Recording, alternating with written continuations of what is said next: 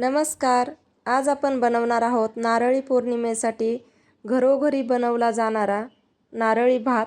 अतिशय चविष्ट असणारा, झटपट होणारा, कुकरमध्ये बनवणार आहोत.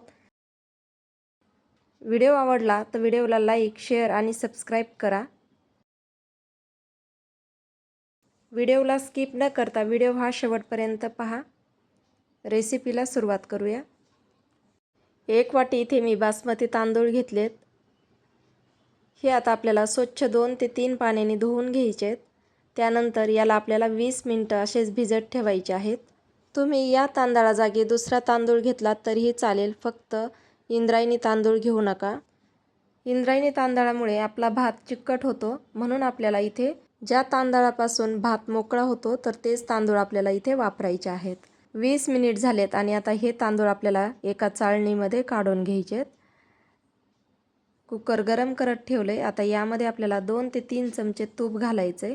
तर इथे मी 3 चमचे तूप वितळलेलं घातलंय. तुम्ही जर घट्ट तूप घेतलं तर 1 चमचा घाला. इथे तूप गरम झालंय. आता यामध्ये आपल्याला थोडासा खडा मसाला घालायचा आहे. तर इथे मी 2 इंच दालचिनी घातली, 3 लवंग आणि 2 हिरवी वेलची घातली. वेलची घालताना फोडून घालायची. खडे मसाले थोडेसे फ्राय करून घेतले की आपल्याला यामध्ये ड्रायफ्रूट्स घालायचे. तर इथे मी काजू आणि बदामाचे असे तुकडे करून घेतलेत. ड्रायफ्रूट्स ऑप्शनल आहे, आवडले तर घाला, नाही आवडले तर स्किप करा.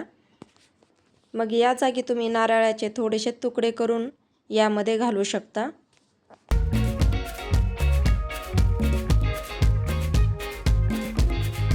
तर इथे ड्रायफ्रूट्स छान तळले गेलेत. आता आपल्याला यामध्ये भिजवलेले तांदूळ घालून घ्यायचे आहेत आणि याला छान परतून घ्यायचे. तर इथे आपल्याला तांदूळ हलवताना जास्त हलवायचं नाही, नाहीतर तांदळाचे तुकडे होतील. तर मी एकाच वाटीने प्रमाण घेतलं आहे. 1 वाटी तांदूळ, 1 वाटी गूळ आणि 1 वाटी नारळ. आता इथे मी ओला नारळ घेतला आहे. त्याचं वरचं काळपट भाग काढून टाकून नंतर आपण हे मिक्सरला जाडसर असं वाटून घेतलं आहे.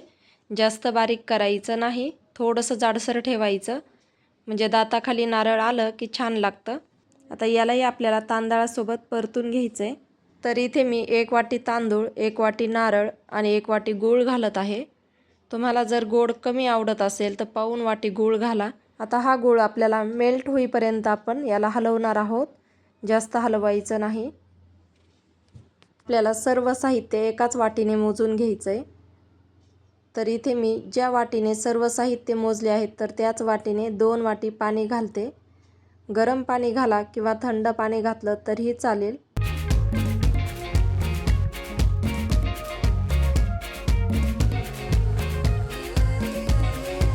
याला छान एकदा मिक्स करू आणि यामध्ये चवीपुरतं थोडंसं मीठ घालू. गोडाचा कुठलाही पदार्थ असो यामध्ये मीठ घातलंच पाहिजे. गोड पदार्थामध्ये मिठामुळे अजून चव येते, यासाठी आपल्याला मीठ घालायचं आहे. मीठ घातलं, मिक्स केलं. आता यामध्ये थोडंसं तूप घालू. झाकण लावून याच्या 2 शिट्ट्या करून घेऊ. यामध्ये थोडंसं केशर घालूया.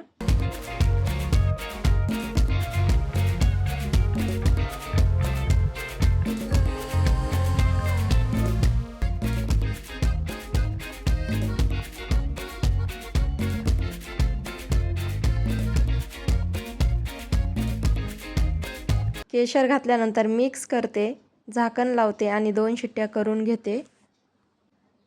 2 शिट्ट्या झाल्यात आणि आता आपण पाहू.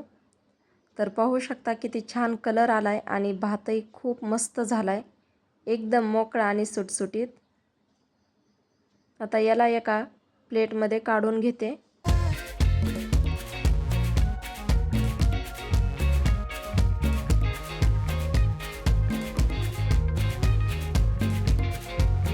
आहे की नाही सोपी रेसिपी, नक्की एकदा ट्राय करा आणि कमेंटमध्ये कळवा तुम्ही बनवलेला नारळी भात कसा झाला. रेसिपी आवडली असेल तर रेसिपीला लाईक करा, व्हिडिओ शेअर करा. तुम्ही जर माझ्या चॅनलला नवीन असाल तर सबस्क्राईब करा. व्हिडिओ पाहिल्याबद्दल धन्यवाद.